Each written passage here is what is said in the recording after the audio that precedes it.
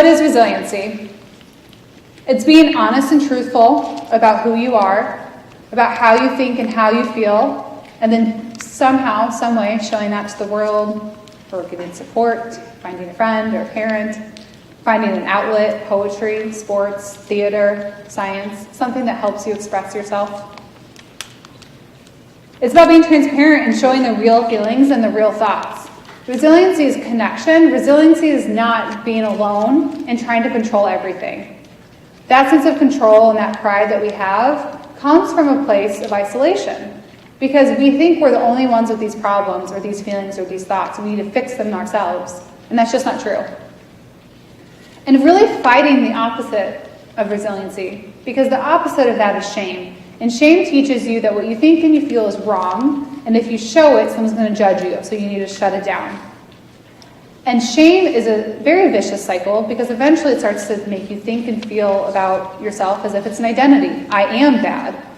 I did something bad, and then talking to someone about something that you did bad is different than saying, I am bad.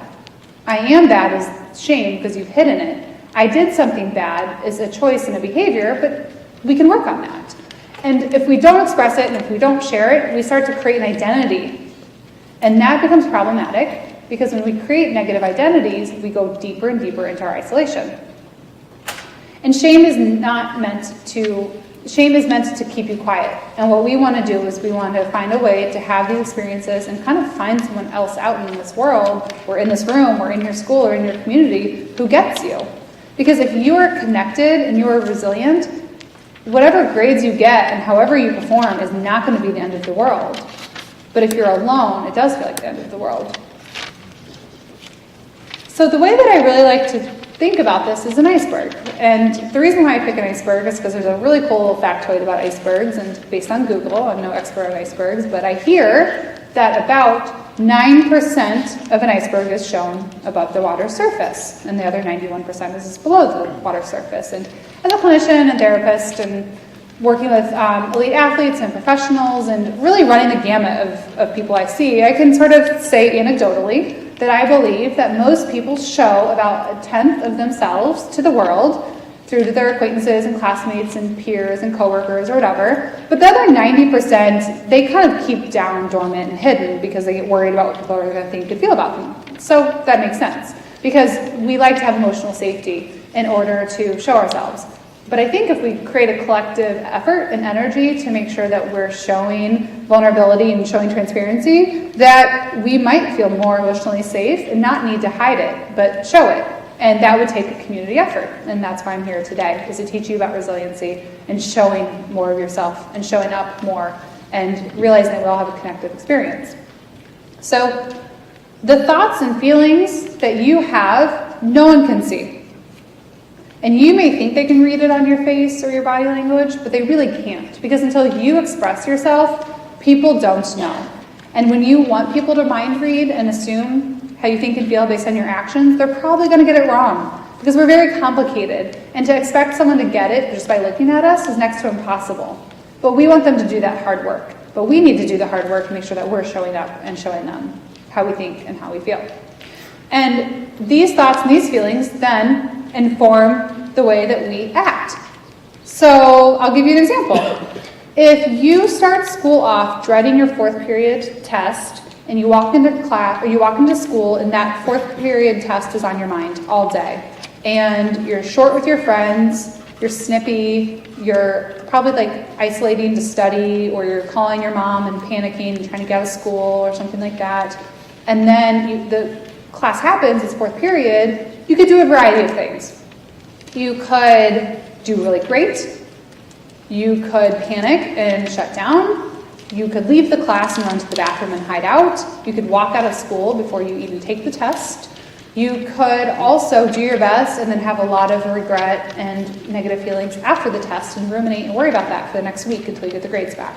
So I know this because we see high school students all throughout Lake County, and this isn't a unique experience to one student.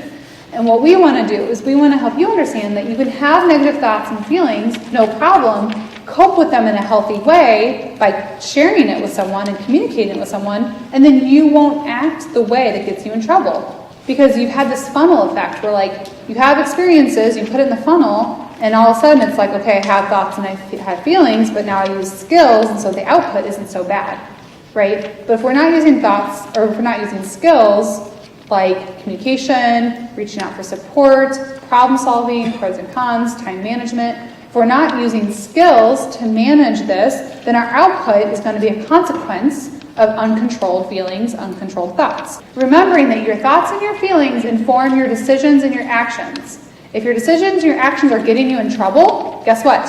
Something's up with your thoughts and your feelings that we need to work on. And your thoughts and feelings are not bad or wrong, but you're probably not getting the right type of support and help around it because you're not sharing it. And by not sharing it, you go to your own devices. And that tends to be very isolating. And being isolating and being a party of one, you don't get as many good ideas. So we're trying to break through a little bit and show up more in terms of sharing our feelings and sharing our thoughts. We are most resilient when our thoughts and our feelings are represented by the way we act, and it matches. So I'm anxious, I ask for help. I'm angry, I take a deep breath.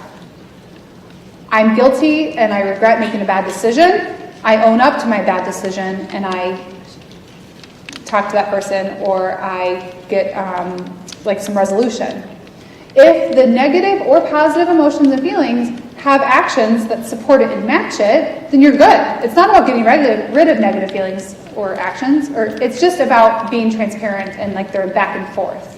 When you're anxious and you shut down, or when you're angry and you explode, when those things start to happen, the problem with that is you no longer are coping and showing up because you're shutting down. This is called an emotional leak. So an emotional leak, which you all I'm sure have experienced, is basically where you hold it together, and boom, meltdowns, refusing school, emotional breakdowns, panic, crying, anger, total shutdown, isolation, too much food, too much video games, too much substances, too much partying, too much alone time, right? That's your emotional leak. That's where you just sort of like, the floodgate just opens. That's a result of not letting things go out and get support along the way.